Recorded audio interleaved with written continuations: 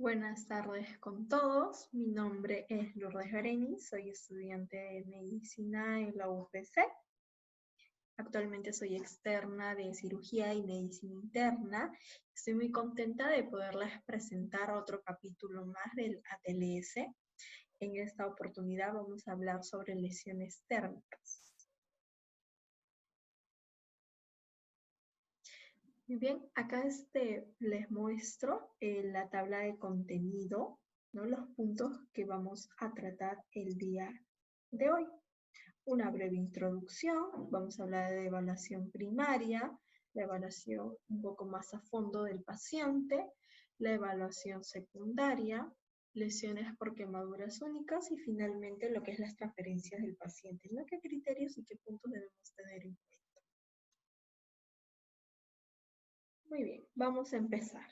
Entonces, las lesiones térmicas van a ser las principales causas de morbilidad y mortalidad.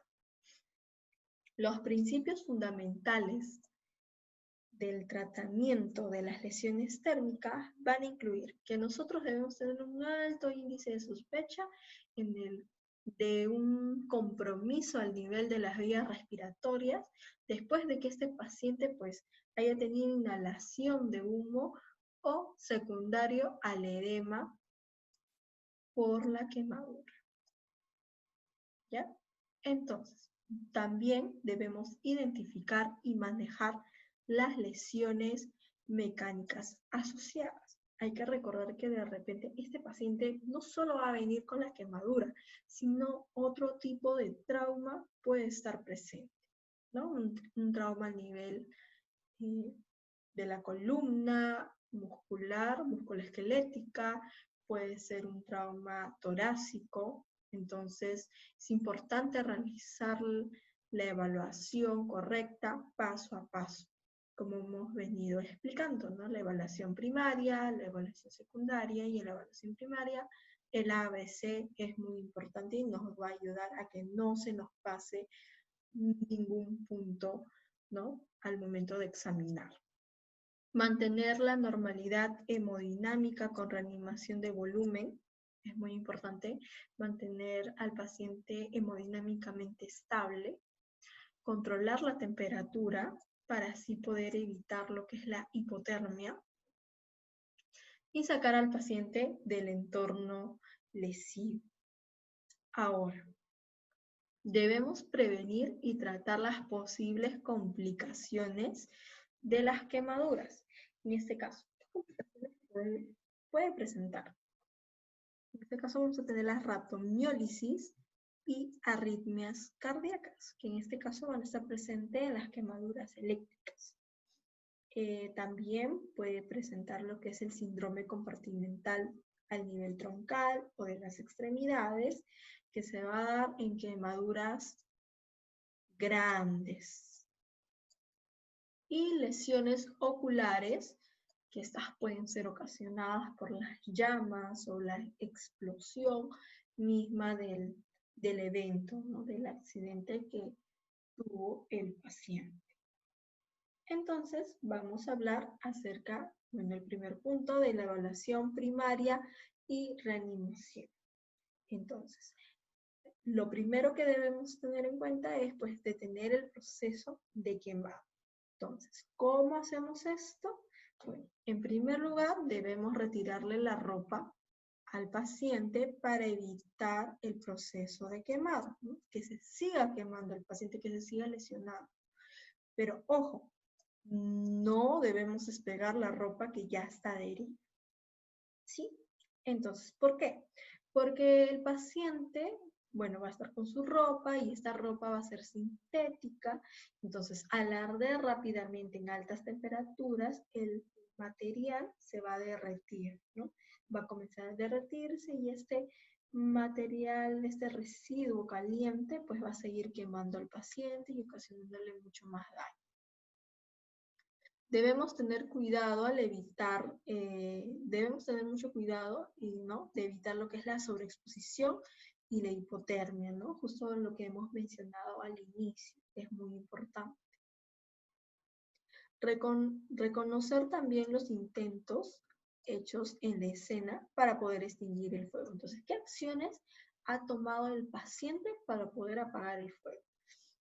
Acá tenemos un ejemplo, ¿no? En este caso pudo haber detenido, luego se arrojó al suelo y empezó a rodar. Entonces, esto es muy importante para saber qué medidas tomó el paciente y poder abordarlas, ¿no?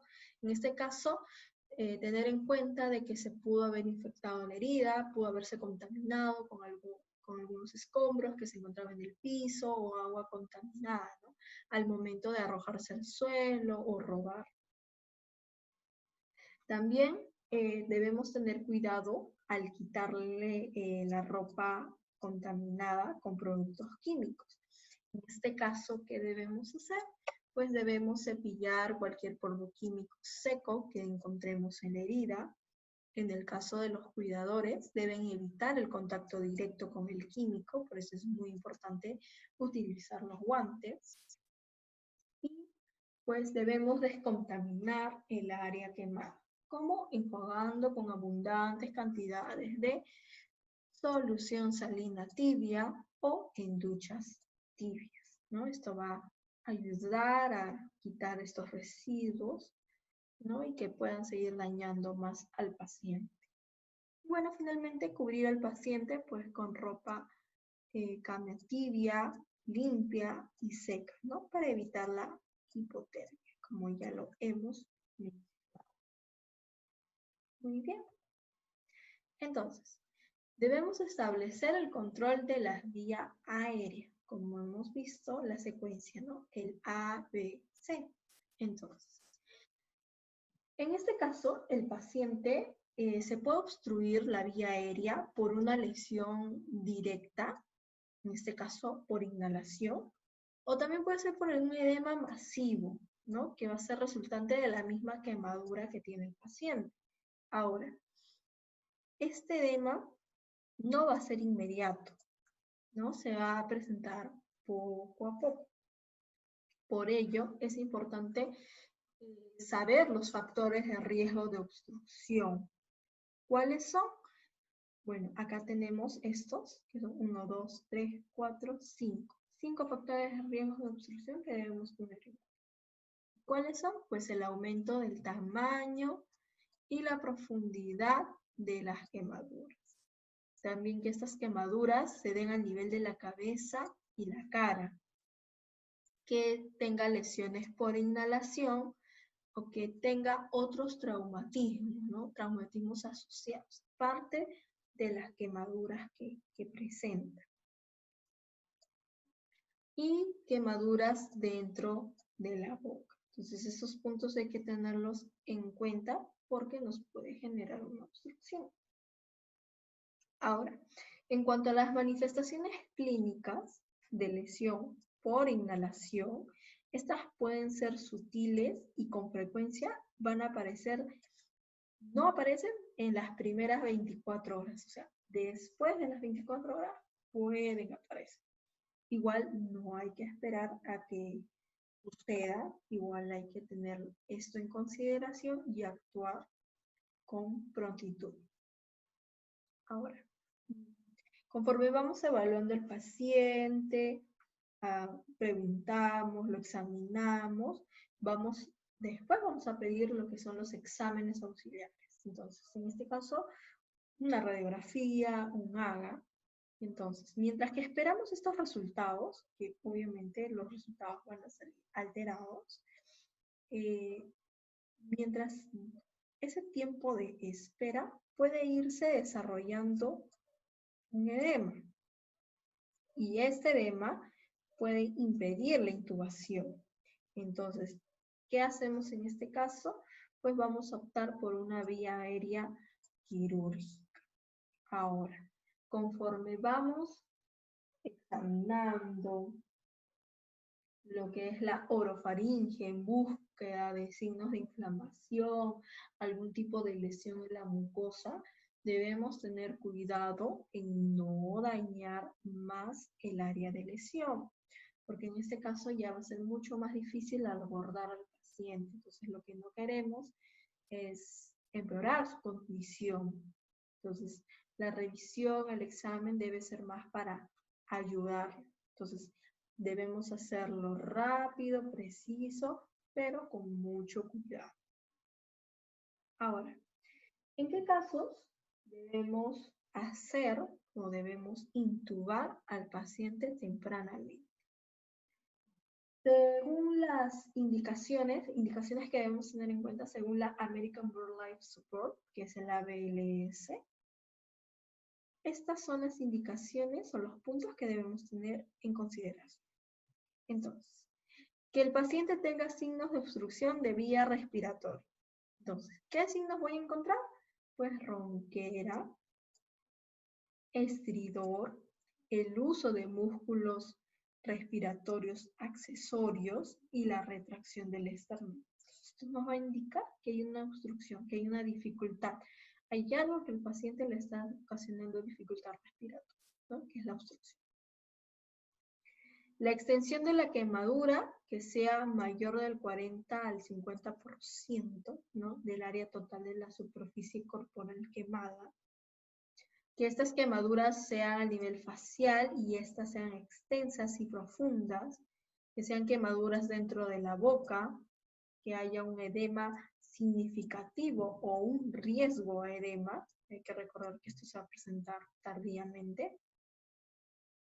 Dificultad para tragar, signos de compromiso respiratorio. Esto quiere decir pues que el paciente sea incapaz de eliminar secreciones, que tenga fatiga respiratoria, una mala ventilación, una mala oxigenación. Disminución también del nivel de conciencia, donde se deterioran los reflejos protectores ya de las vías respiratorias. Y un traslado anticipado del paciente con una quemadura pues grande, ¿no? Prominente, ¿no? En este caso ya va a haber problemas mucho más ya en las vías respiratorias y en este caso pues si no contamos con el personal calificado para intubarlo durante el traslado, entonces es mejor hacerlo con anterioridad. Antes que se traslade, lo intubamos para asegurarnos, ¿no? Con mucho más tranquilidad, sin estar en ese movimiento, en ese caso si lo trasladaran por ambulancia, ¿no? Entonces, estas van a ser las indicaciones, los puntos en los cuales se van a indicar que el paciente debemos intubarlo tempranamente. Ahora, también debemos asegurar una adecuada ventilación, no solo lo que es la vía aérea, ¿no? Que esté permeable, sino también la ventilación. Ahora, las lesiones térmicas en las vías respiratorias inferiores se van a presentar muy poco. Ahora, y si estas ocurren, van a ser después de la exposición a vapor sobrecalentado, a inhalación de gases inflamables. Entonces vamos a tener tres causas generales. La primera va a ser la hipoxia.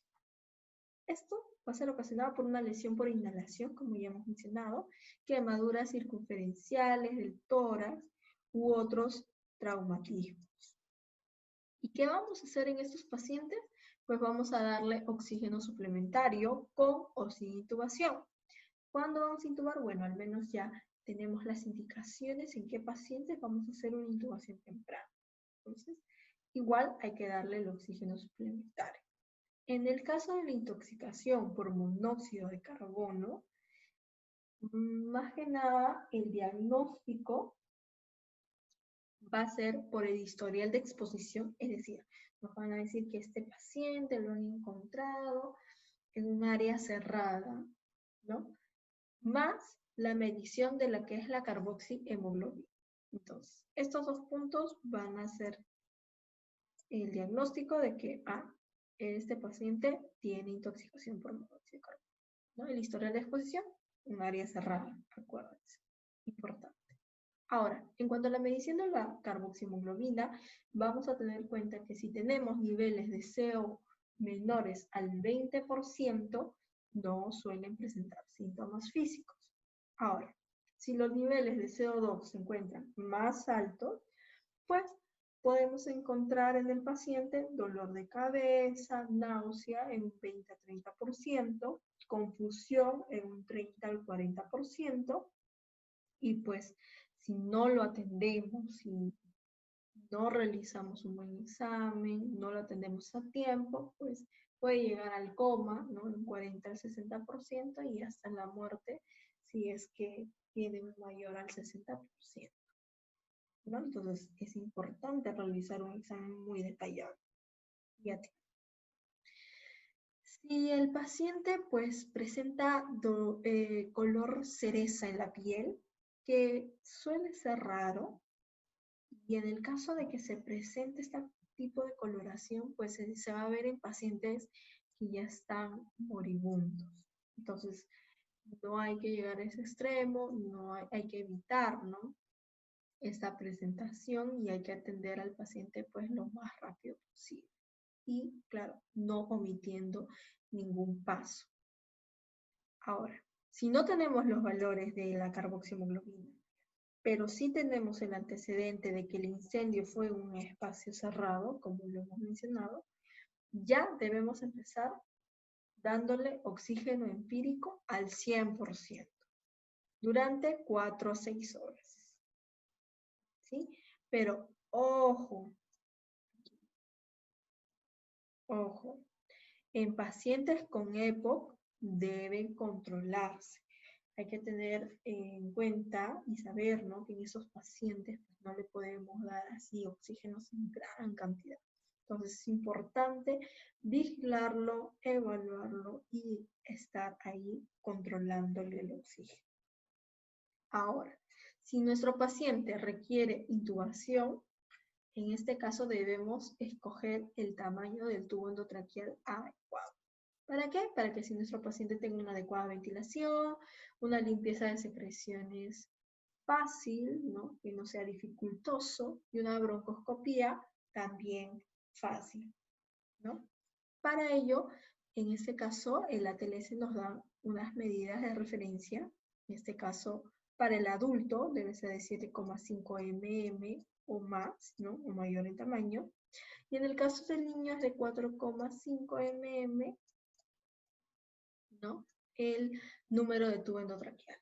Ahora, por aquí encontré una formulita que nos puede ayudar en el aspecto, bueno, en el caso de que nuestro paciente sea pediátrico.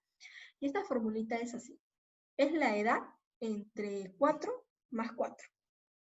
Fácil, no se olvide. 4 es el número, ¿no? 4, 4. Entonces tenemos la edad entre 4 más 4.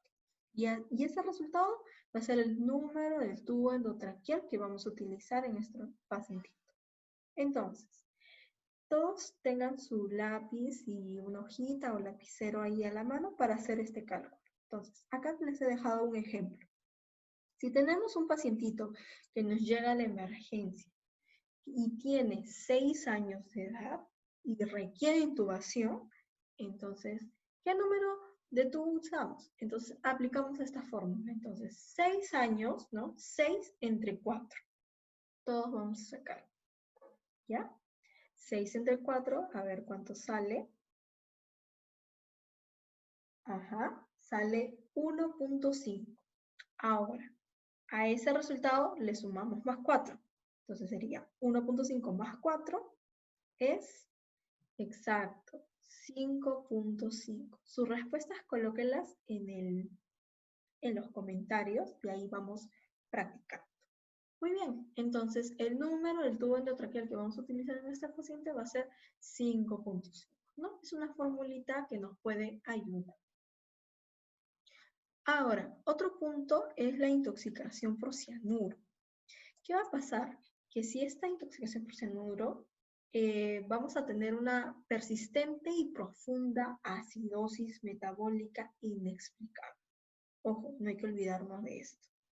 Intoxicación por cianuro. ¿Sí? Muy bien. Ahora, en cuanto a las lesiones por inhalación de humo, en este caso va a ser por una exposición a un agente combustible y va a haber, obviamente, signos de exposición al humo, ¿no? En las vías respiratorias, más que nada, inferiores, que van a ser debajo de las cuerdas vocales. ¿Y cómo podemos observar esto? Va a ser mediante la broncoscopía. Aquí está. El tratamiento, más que nada, es de apoyo. Ahora, acá tenemos un ejemplo.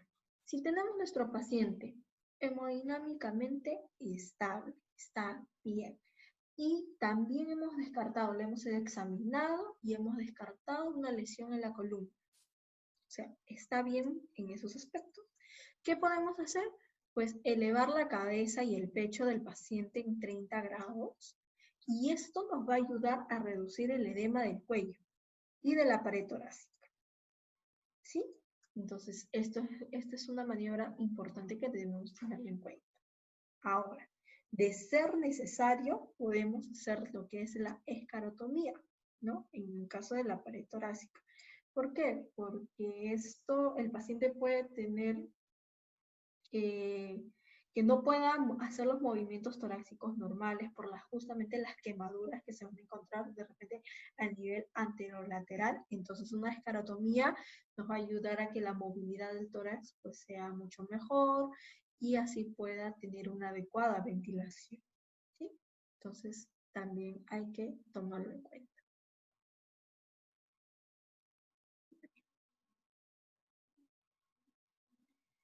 Ahora, en cuanto al manejo de la circulación, en este caso debemos tratar el shock, ¿no? De acuerdo a los principios de reanimación que ya hemos aprendido justamente en el capítulo especial, ¿no? Que tiene la TLS, que es el capítulo 3, de solo para ver el manejo de shock, ¿sí? Que ya también está en un videíto en una de las clases pasadas. Entonces, esto es muy importante para el manejo de la circulación. Ahora, hay que tener en cuenta que a diferencia de otros traumatismos que también ya hemos visto durante los otros temas, que van a ser ocasionados por hemorragias, en este caso las quemaduras, más que nada las pérdidas continuas, se van a dar por fuga capilar, ¿no? Debido a toda la inflamación que va a tener el paciente. Entonces, debemos tener cuidado, ojito, ojito, con resucitar en exceso, dar muchos líquidos o pocos líquidos. Entonces, ¿cuál es lo adecuado? ¿Cuál es lo que debemos tener adecuado? Pues ahorita vamos a aprender a sacar cuánto le debemos dar a nuestro paciente, ¿sí? Pero hay que tener en cuenta esto. Entonces, ¿qué vamos a hacer? Pues primero vamos a establecer inmediatamente un acceso intravenoso, siempre, con 2 líneas de gran calibre, siempre 2 vías para asegurarnos bien y que el paciente pues no caiga en un shock hipovolémico, ¿no? Entonces hay que tener en cuenta siempre 2 vías y de gran calibre, ¿no? Al menos 18 calibre. En una vena periférica. Ahora, se prefiere la extremidad superior que las inferiores. ¿Por qué? Porque en este caso van a tener mayor riesgo a flebitis o una flebitis séptica, entonces mejor son las superiores, ¿sí? Ahora, si en el caso no puedo conseguir la vía intravenosa, estoy buscando al pacientito o de repente está la lesión ahí muy marcada y no puedo ponerle la vía intravenosa, podemos optar por un acceso venoso central o una infusión intraósea. Muy bien. Entonces, vamos a iniciar con solución cristaloide isotónica calentada. Ojo, ya hemos hablado sobre la hipotermia, por eso hay que ser calentado. No le podemos dar así frío al paciente porque si no lo vamos a inducir a que tenga hipotermia. En este caso, ¿qué es solución cristaloide? Pues vamos a preferir el lactato de Ringer. Yo sé que no todos los centros cuentan con lactato de Ringer, en este caso pues va a ser fluoruro de sodio. ¿Sí? Ahora, en estos casos, en estos pacientitos, pues la presión arterial va a ser difícil de obtener. Y si la obtenemos, ya le encontramos pues la presión, pues va a ser poco fiable en quemaduras muy graves, ¿sí? Hay que tener en cuenta eso. Ahora, También es importante insertar un catéter urinario permanente para así poder controlar la producción de orina. Y esto es muy importante porque nos va a servir al momento de darle el manejo hidroelectrolítico al paciente, ¿no? ¿Cómo lo vamos a mantener? Muy bien. Entonces, vamos acá a utilizar una fórmula que se utiliza mucho, que es la de Parkland, ¿no? Para darle fluidos inicial, ¿no? ¿Cuánto de fluidos al iniciar debemos dar? Entonces, la fórmula es así. Es 2 mililitros de, bueno, en este caso lactato de Ringer, en este caso cloruro de sodio, por peso corporal en kilogramo, por el porcentaje de la tasa de la superficie corporal, ¿no? Que está quemada, ¿no? Que se ha quemado en el paciente, ¿no? Y en este caso va a ser para quemaduras de segundo y tercer grado. ¿Sí? Entonces, 2 mililitros por peso corporal en kilo por el porcentaje de la superficie corporal quemada de nuestro paciente. ¿Sí? Ahora, después que hemos hecho este cálculo, nos va a salir un resultado. Ya. Esa cantidad que debemos ponerle, que lo vamos a poner en 24 horas, se va a dividir así, en dos mitades, 50%, 50%. El primer 50%, o sea, la primera mitad, lo vamos a pasar en las primeras 8 horas. Y la segunda mitad lo vamos a pasar en las 16 horas siguientes, ¿sí? Así lo vamos a pasar. En total, las 24. ¿Ya? Muy bien. Ahora, acá tenemos un ejemplo. Vamos a sacarlo. Supongamos que llega a nuestra emergencia un paciente que pesa 100 kilos, ¿ya? Y que tiene el 80% de su superficie corporal está quemado, ¿sí? Muy bien, vamos a aplicar la fórmula. Entonces, ¿cómo sería la fórmula? Sería 2 mililitros, todos vamos sacando, por ¿cuánto sería el peso? 100 por 80. ¿Sí? ¿Cuánto sale? Colóquenlo en los comentarios, por favor. Vamos a calcular cuánto sale. Vamos a multiplicar 2 por 100, 200, 200 por 80, va a salir 16, a ver, 16.000 mililitros. ¿Sí? En 24 horas. Ahora, como hemos dicho, ¿cómo lo vamos a pasar? A este vamos a dividirlo en dos partes, ¿sí? 50-50. Entonces, 8.000 pasamos, ¿cuántas? En las 8 horas, y los otros 8.000 vamos a pasarlo en las 16 horas siguientes, ¿sí? Muy bien, ya hemos sacado, ya en este caso, en este ejemplo, ¿no? En este paciente que pesa 100 kilos y pues que tiene un área comprometida del 80%. Muy bien, sigamos. Ahora, ese es al inicio, pero después, ¿cómo lo vamos a ajustar? Entonces, siempre se debe ajustar en función a un objetivo de la producción de orina. Por eso les dije que era muy importante tener, aquí está, ¿no? El control de la producción de orina. Ahora, ¿cómo es este ajuste? Pues en este caso para los adultos va a ser de 0.5 mililitros por kilo por hora y que debe mantenerse entre 30 a 50 cc por hora. Y en el caso de niños, pues es 1 mililitro por kilo por hora que pesen menos de 30 kilogramos. ¿Sí? Ahora, debemos evitar los bolos de líquidos a menos que nuestro paciente se encuentre hipotenso. ¿Sí? Ahora, más detalle, más a detalle lo hemos visto ya en el capítulo de shock. ¿Sí?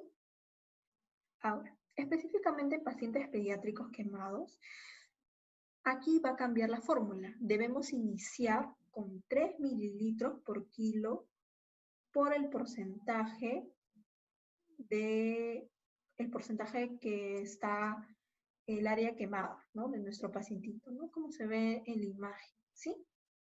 Entonces ya no va a ser 2, sino ya va a ser 3 mililitros por kilo por el porcentaje, ¿sí? En niños muy pequeños, o sea, es decir, que pesen menor a 30 kilos, los líquidos de mantenimiento van a ser así, ¿no? En este caso va a ser dextrosa al 5% y lactato de leche. Ahora, acá tenemos una tablita que nos pone la TLS, en la cual va a estar orientado a los ajustes que justamente hemos visto, ¿no? Las tasas de líquidos ajustadas y la producción de orina, ¿no? Objetivos según el tipo de quemadura.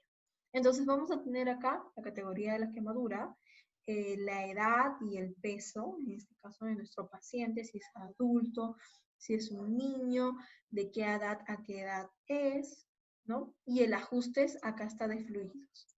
¿Se acuerdan la fórmula? Acá está, justo 2 mililitros, en este caso el doctor Ringer, por kilo por el porcentaje. Y en niños, ¿cuánto era? Justamente acá lo tenemos, que es 3 mililitros por kilo por el porcentaje, ¿sí? Y el ajuste en el caso de la producción de orina, acá lo tenemos, ¿no? 0.5, justo en adultos, y en niños, aquí está, menores de 14 años, es 1 mililitro por kilo por hora. ¿Sí? Entonces, esta tablita también nos va a ayudar todo lo que hemos visto, ¿no? Aquí está también esta tablita en resumen. Ahora, también debemos tener en cuenta si hacemos una reanimación insuficiente o excesiva. Si hacemos una reanimación insuficiente, pues el paciente va a tener hipoperfusión y lesión del órgano terminal, cosa que no debemos hacer. Por eso es importante aplicar estas fórmulas y tener en cuenta la producción de orina y estarlo ajustando, ¿no? Ahora, si hacemos una reanimación excesiva, pues esto nos va a contribuir a la edema, ¿no? A un aumento del edema, porque ya de por sí el paciente va a presentar edema por las quemaduras. Y va a tener complicaciones, ¿no? En este caso, progresión de la profundidad de la quemadura o síndrome compartimental abdominal y de las extremidades, ¿no? También puede haber arritmias que pueden ser el primer signo de hipoxia y también anomalías electrolíticas o ácido base. Por eso es muy importante estar monitorizando al paciente. En este caso, pedirle un EKG, ¿no? Para ver si hay alguna alteración electrolítica o ácido base, en este caso un AGA, también como ya lo hemos mencionado, pedirle para ver si hay este tipo de alteraciones y si lo encontramos, pues tratarlas. Muy bien, sigamos con la evaluación del paciente. En este caso vamos a ver la historia del paciente, el tamaño de la superficie corporal quemada, justamente lo que hemos hablado para cómo reponer los líquidos, que es muy importante este datito, y la profundidad de la lesión. ¿Sí? En este caso, en la historia hay que tener en cuenta el AMPLE o el SAMPLE, que sabemos, ¿no? Que es después que hemos hecho nuestro ABC, sigue la evaluación secundaria, que es el aplicar la memotecnia del sample. Y creo que sí lo han escuchado. Acá vamos a escribirla. S de signos y síntomas. A de qué? De alergias.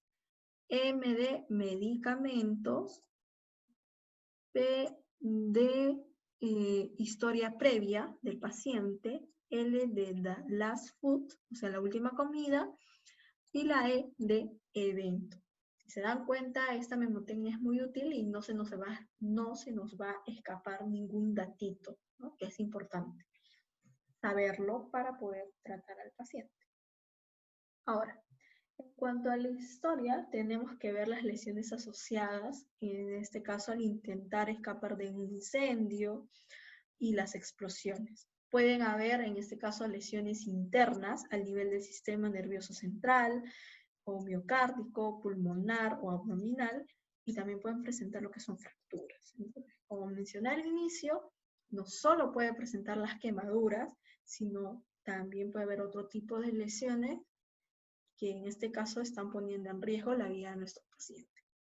Y al hacer el examen paso a paso, ¿no? Iniciando el ABC y utilizando esta mnemotecnia del sample, pues nos va a ayudar a que no se nos pase nada y identificar estos hallazgos y poderlos tratar.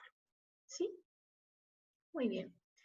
Las quemaduras sostenidas dentro de un espacio cerrado, justamente que hemos hablado, van a ser más que nada lesiones por inhalación y van a ser lesiones cerebrales anóxicas, ¿no? En este caso va a haber pérdida del conocimiento social. Hay que tener en cuenta eso, revisar la parte neurológica del paciente. Y esta información, tenemos que sacar información acerca de enfermedades preexistentes, ¿no? En este caso, si nuestro paciente tiene algún tipo de enfermedad, si es diabético, si es hipertenso, tiene algún tipo de dislipidemia u otro tipo de enfermedad, si está recibiendo actualmente algún tipo de terapia, ¿no?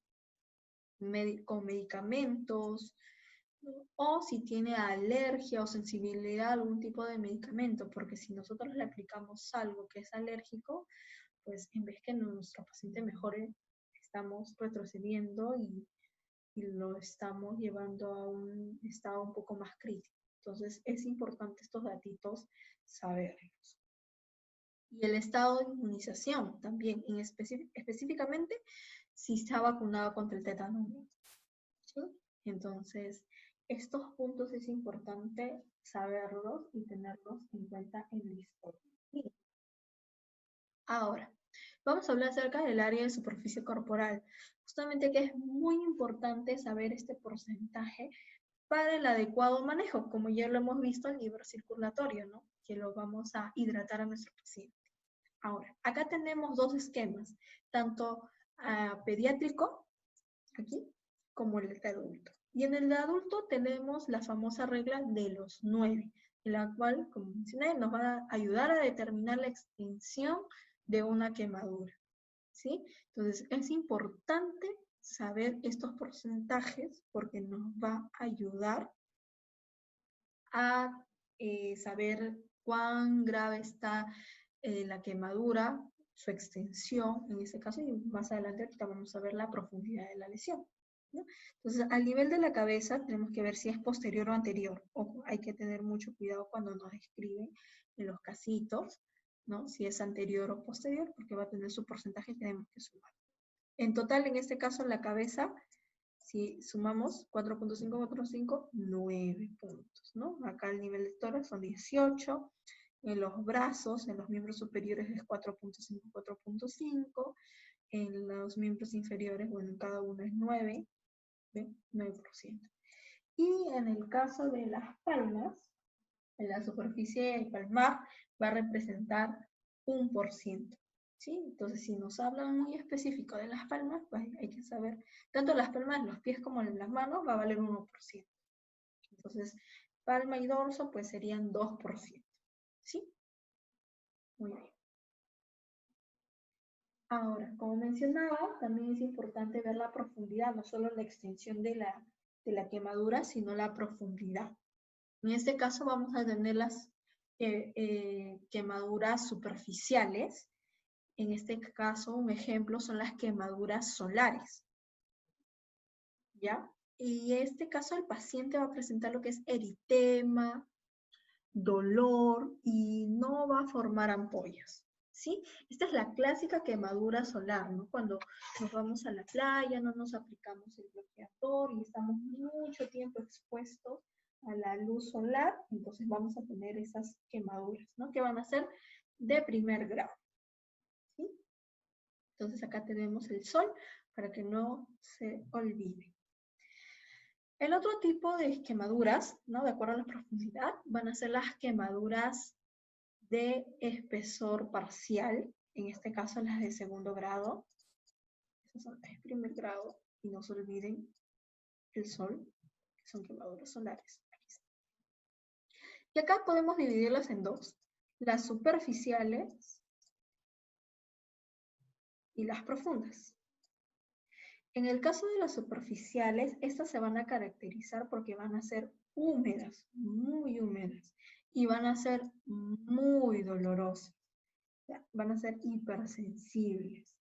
¿Por qué? Porque incluso cuando pasa el aire, la corriente del aire les va a causar un dolor inmenso.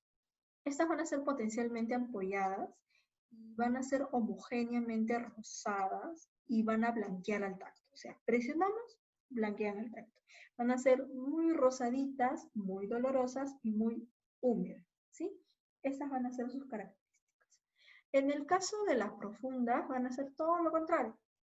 Estas van a ser más secas, van a ser menos dolorosas y van a ser igual potencialmente apoyadas, ¿no? Con ampollas, pero este caso va a ser un aspecto de rojo moteado, ya que el lecho va a ser blanquecino. Como ven en la imagen, no va a ser un rojo uniforme como acá, homogéneamente rosado, como los superficiales, sino estas van a ser moteadas, ¿sí? Y un lecho blanquecino. Y no van a padilecen al tacto, ¿sí? O sea, presionamos, no van a blanquearse, ¿sí? No van a hacerse blanquitas, se van a mantener así como es. Y finalmente vamos a tener las quemaduras de espesor total, las de tercer grado. En este caso la piel puede aparecer translúcida o un blanco ceroso, estas van a ser secas, como se ve en la imagen, gris, ¿no? Lesión como que acartonada, ¿no? La superficie es indolora al tacto ligero o pinchazo, como dije, generalmente seca. ¿Por qué? Porque al ser más profunda, pues ya pierde la sensibilidad, ya estos nervios van a estar dañados y no va a sentir dolor, ¿sí? Entonces, cuanto más profunda es la quemadura, ojo, menos flexible y elástica se vuelve la piel. Entonces, estas áreas pueden parecer menos hinchadas, va a parecer que tenga menos edema, pero justamente es porque es mucho más profunda, perdieron la flexibilidad, perdieron la elasticidad, y ojo, hay que tener en cuenta que como ya no son muy elásticas, va a tener mucho más riesgos lo que es el síndrome compartimental, ¿no? Que ya lo hemos visto en la anterior exposición. Entonces vamos acá a hacer unos ejercicios para identificar qué tipo de quemadura o según la profundidad vamos a ver en estas imágenes, ¿sí? Muy bien. A ver, en esta imagen que vemos, ahí vayan escribiendo sus respuestas en el chat, ¿sí? Miren, las características. Es seca, muy eritematosa, ¿sí? Exacto. Estas van a ser del grado 1, que son las características de quemadura solar, ¿sí? Va a ser seca, eritematosa y va a pasar a los días, va a ser espontáneamente, ¿sí? No va a haber ampollas porque justamente la epidermis se va a mantener. No va a haber daño en la epidermis, solo va a ser superficial. Ahora vamos a ver esta imagen de aquí.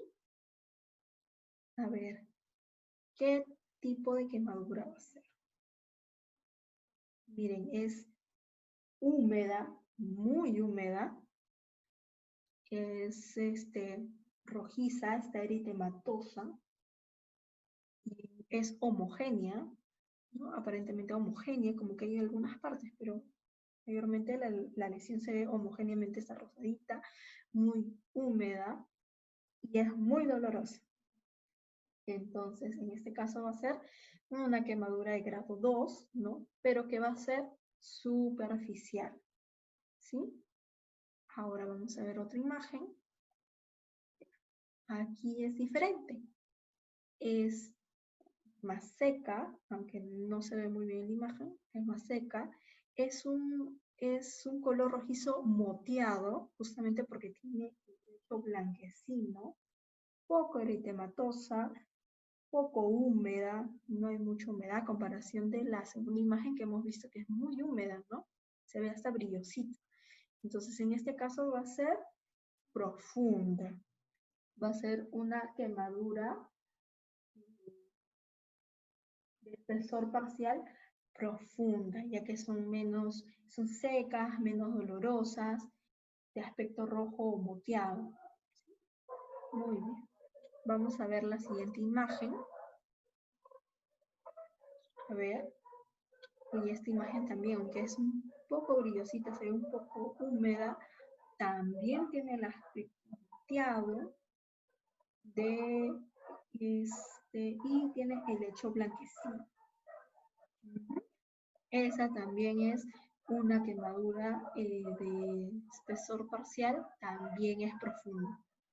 Pero como que tiene partes que es profunda y como que tiene parte superficial. También podemos encontrarlas así. No siempre va a ser así tajantemente superficial, no tajantemente profundo. Puede haber partes, ¿no? Como se ven por aquí, que pueden ser superficiales, poco profundas, porque todavía están húmedas, ¿no? Hay humedad. Entonces, puede haber partes, ¿sí? Muy bien. La siguiente imagen. Miren, acá tenemos ya un fondo grisáceo. Es blanco, la piel no es translúcida, se ve muy corriosas, muy acartonadas, ¿no? De fondo gris. En este caso ya es una quemadura de tercer grado, son quemaduras de espesor total ya mucho más profundas.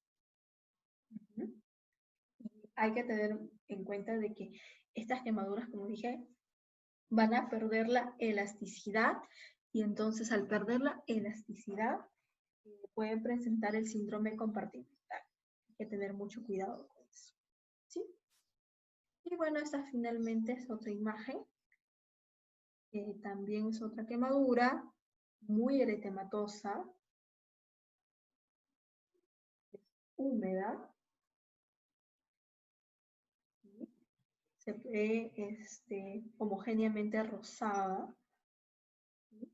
Y otro datito, pues que blanquea al tacto.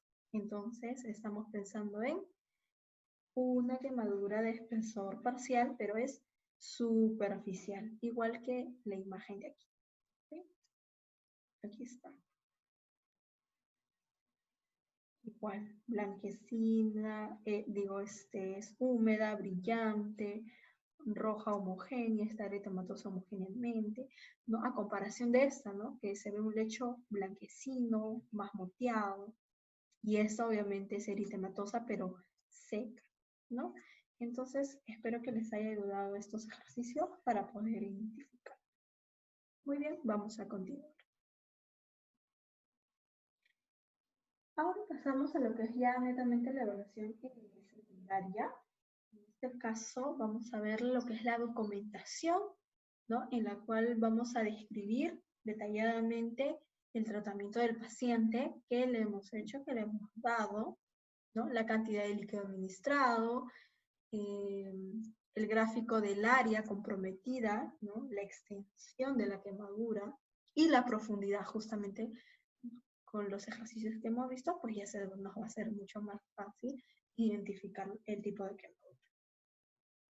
También este documento debe acompañar al paciente cuando lo transfiera, cuando hagamos la transferencia a la unidad de quemados, ¿sí? Para que la unidad de quemados pues vean sus antecedentes, ¿no? Vean que ya se le ha realizado, qué medicamentos, cuánto de hidratación le hemos dado, por cuánto tiempo, qué tipo de quemadura tiene, si ha mejorado o no, si se ha infectado. Entonces, ese documento es muy importante porque así va a detallar los procedimientos que le hemos hecho al paciente. Ahora, también es importante los exámenes, ¿no?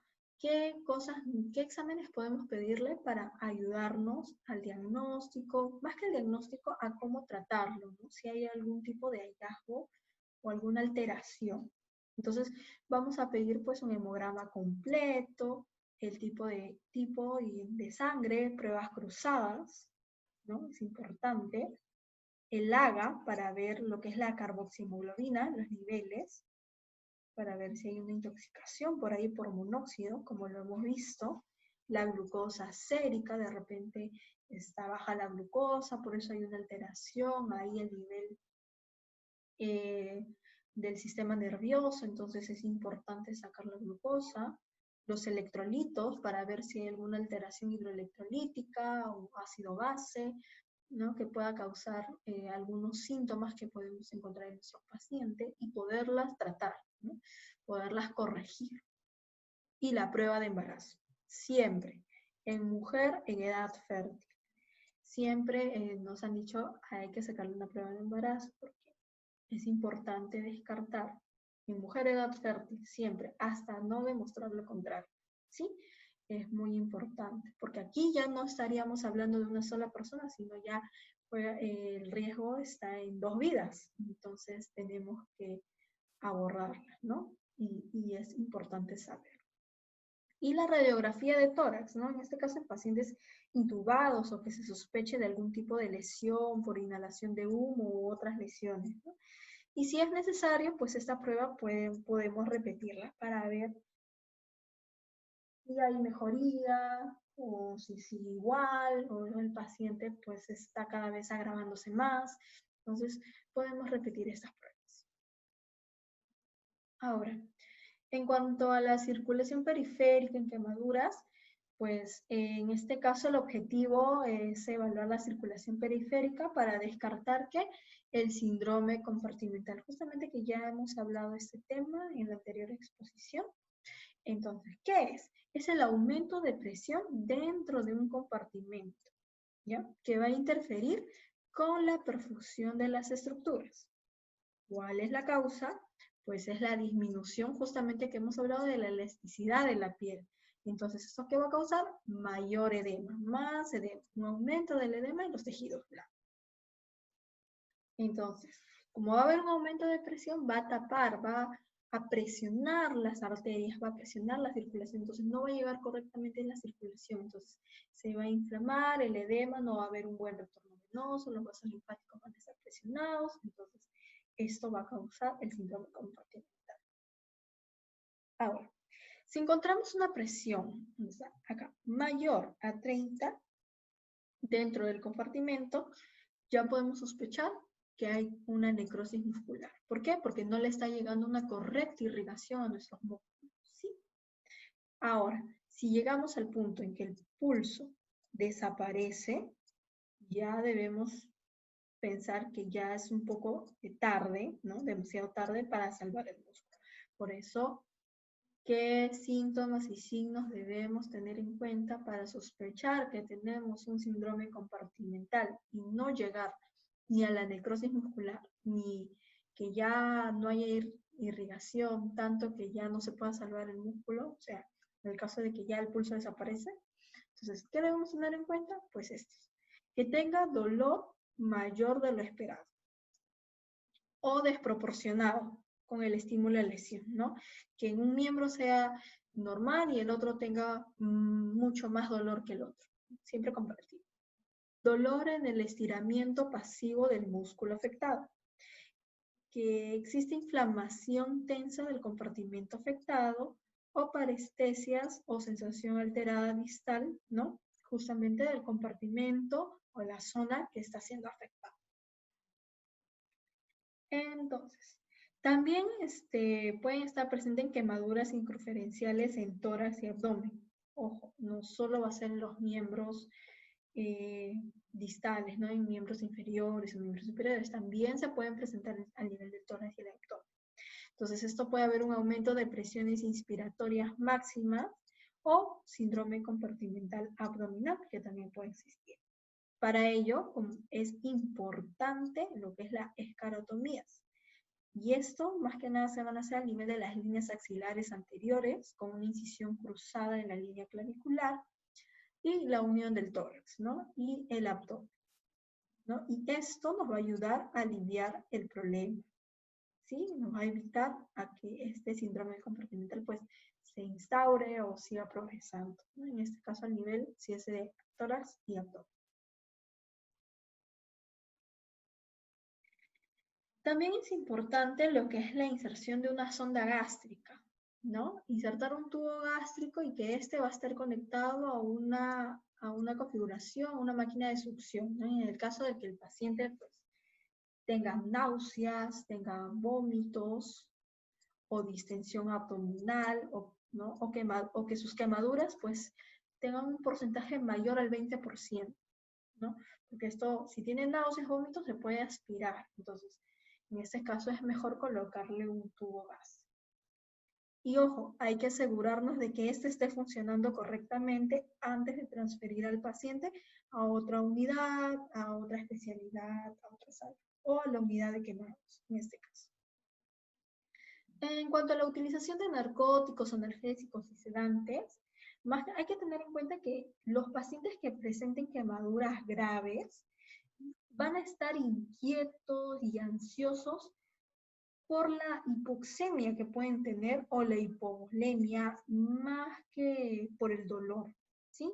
Entonces, si nosotros primero controlamos la hipoxemia y la hipovolemia, o sea, una reanimación adecuada con líquidos, antes de poner los analgésicos, narcóticos, pues estos van a mejorar, no va a haber una mejora rotunda. Entonces, no va a haber la necesidad de aplicar ningún tipo de estos medicamentos, ya que si los aplicamos, puede que enmascaren algunos de los síntomas que puede tener el paciente. Entonces, primero hay que tratar la hipoxemia, la hipovolemia, que ya lo hemos hecho eso al inicio. Entonces, si tratamos bien esto, pues el paciente va a estar tranquilo, no va a tener ningún tipo de dolor. También debemos administrar, si se va a administrar estos medicamentos, van a ser en dosis pequeñas y va a ser por vía intravenosa. Ahora, hay que recordar que el simple hecho de cubrir la herida, en el caso, ¿se acuerdan de la que era muy dolorosa?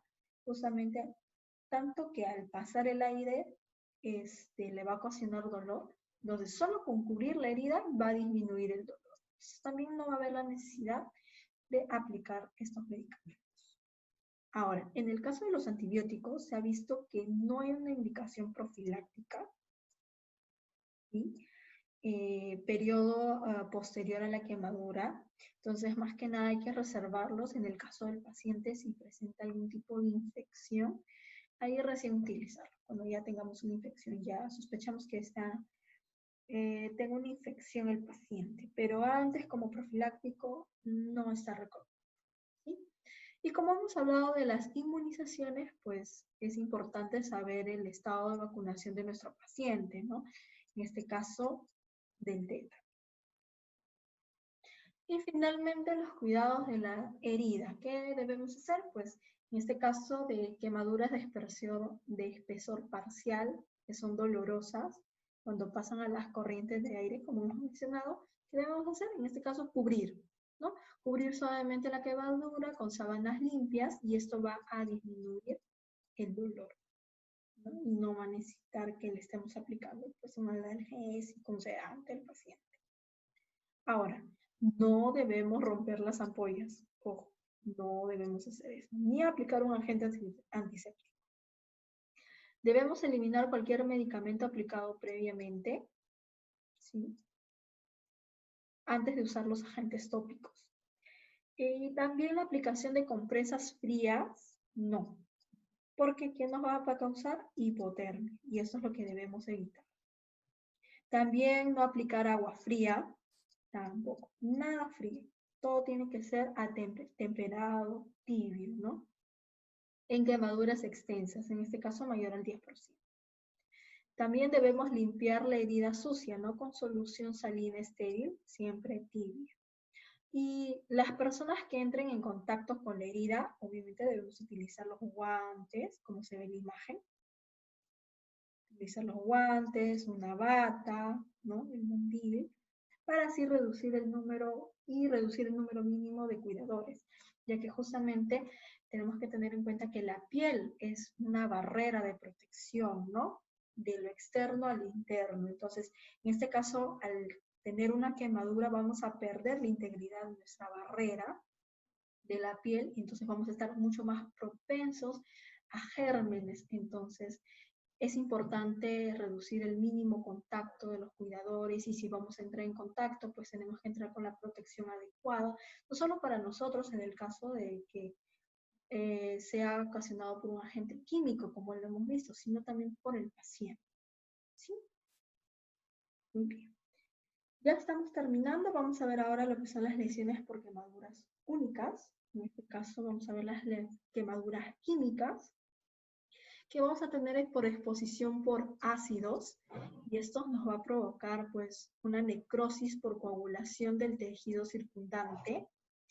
Y al tener este tipo de necrosis, va a impedir en cierta medida la penetración del ácido, a comparación que en el caso del álcalis, que van a ser más graves. ¿Por qué? Porque estas sí van a penetrar. ¿Por qué van a penetrar? Porque van a ser más profundas, ¿no? Van a penetrar más profundamente por la necrosis licuefactiva. Va a ser una necrosis por licuefacción, a comparación de la primera. Entonces, por eso el álcalis va a ser mucho más grave, porque va a penetrar. Ahora, estas van a estar influenciadas por la duración del contacto, o sea, cuánto tiempo van a estar expuestas al químico, cuál es la concentración del químico y la cantidad, ¿no? Entonces, esos 3 puntos hay que tener en cuenta. Y en este caso, pues debemos enjuagar inmediatamente el químico con grandes cantidades de agua tibia, siempre, ojo, tibia, durante 20 a 30 minutos, ¿no? Usando duchas o mangueras. Como ven, en este caso el paciente acá ha tenido una quemadura química y acá lo están pues limpiando, ¿no? Con grandes cantidades de agua, ¿sí? Durante 20 a 30 minutos. Oh. Debemos tener cuidado y protegernos de la exposición inadvertida durante el proceso de descontaminación, justamente como estábamos mencionando la diapositiva anterior, ¿no? Debemos tener la protección adecuada, tanto para nosotros como para el paciente. Ahora, en el caso de que haya una irritación a nivel de nuestra vista, del ojo, y esta irritación sea continua durante las primeras 8 horas después de la quemadura, igual debemos enjuagar con agua, y en este caso pues recomiendan fijar una cánula, ¿no? Pequeña, de pequeño calibre, en el surco palpebral, ¿no? Para una irrigación constante y continua, ¿sí? En cuanto a las quemaduras eléctricas, estas se van a producir cuando una fuente de energía eléctrica entra en contacto con un paciente y la corriente se va a transmitir a través del cuerpo, ¿no? Hay que recordar que el cuerpo va a ser un conductor, ¿sí?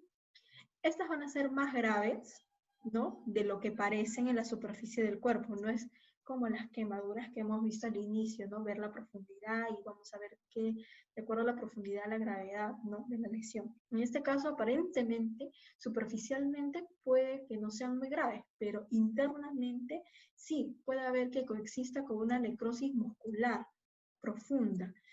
Y los que van a estar más en riesgo, ¿no? Van a ser las extremidades, en este caso los dedos. Entonces, no hay que dejarnos guiar por lo superficial que vemos, igual hay que examinarlo, ¿sí? Entonces, en este caso, al tener una quemadura eléctrica, la corriente va a viajar dentro de los vasos sanguíneos y nervios, y estos los van a dañar. ¿Cómo? Lo van a dañar y nos puede generar una trombosis local o una lesión nerviosa. Por eso es importante la evaluación. El tratamiento inmediato, igual como lo hemos visto, es establecer la vía aérea, asegurar la oxigenación, la ventilación y pues colocar una vía intravenosa, siempre. Y en este caso, en la extremidad no afectada. Siempre debemos monitorizar un EKG por si hay alguna alteración hidroelectrolítica y más si es una quemadura eléctrica, ¿no? Y el catéter de vejiga permanente para ver, ¿no?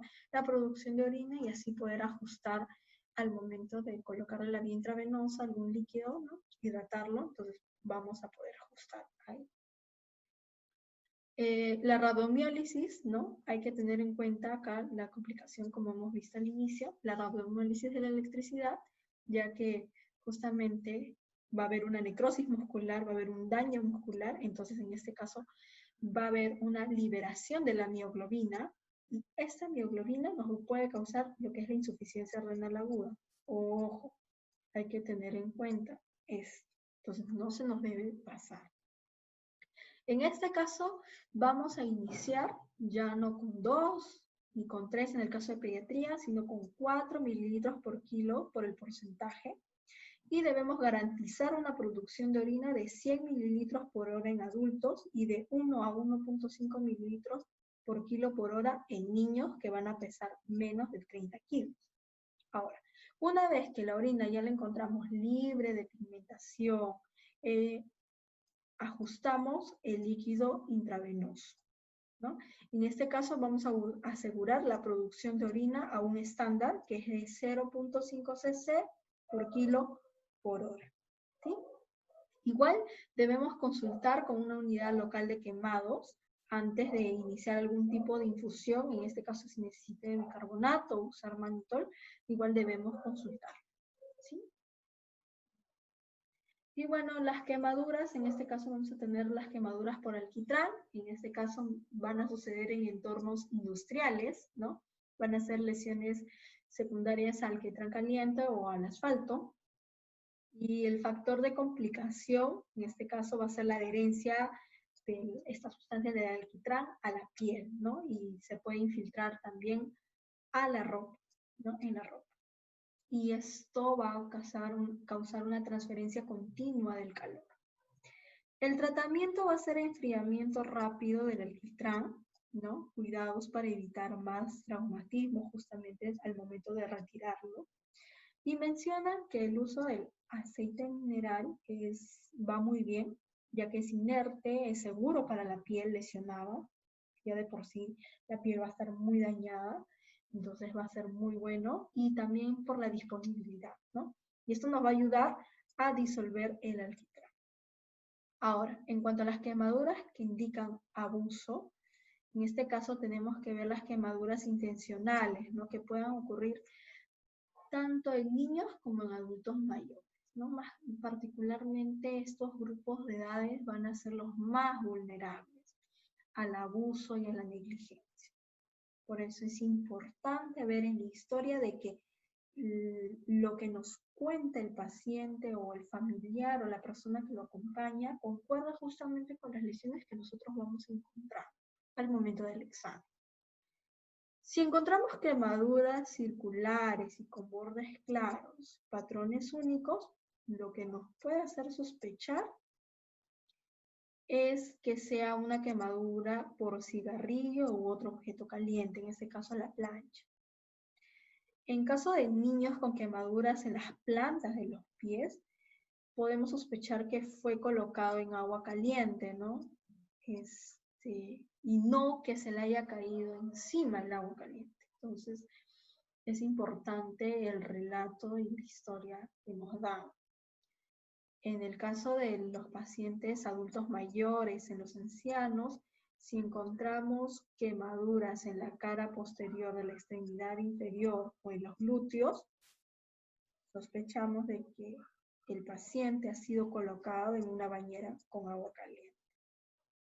Entonces, nosotros debemos ver que la historia cuadre con el tipo de lesión, y si vemos que no cuadra y algo ahí raro que encontremos, pues debemos no solo darle la ayuda física, en este caso médica, ¿no? que vamos a encontrar en los técnicos, sino también la ayuda psicosocial, psicológica al paciente, y debemos reportar.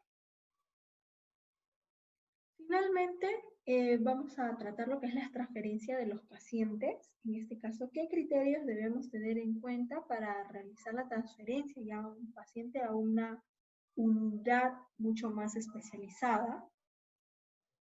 Entonces vamos a tener acá 10 puntos, ¿no? Que las quemaduras de espesor parcial en más del 10%, ¿no? de la superficie corporal, quemaduras que afecten tanto en cara, manos, pies, que sean en genitales, en el periné y articulaciones principales, que sean quemaduras de tercer grado en cualquier grupo de edad, que sean quemaduras eléctricas, incluidas los rayos, que sean quemaduras químicas, que exista una lesión por inhalación, que existan lesiones por quemaduras en caso de pacientes con trastornos médicos preexistentes. Entonces, esto podría complicar ya un poco más el manejo, ¿no?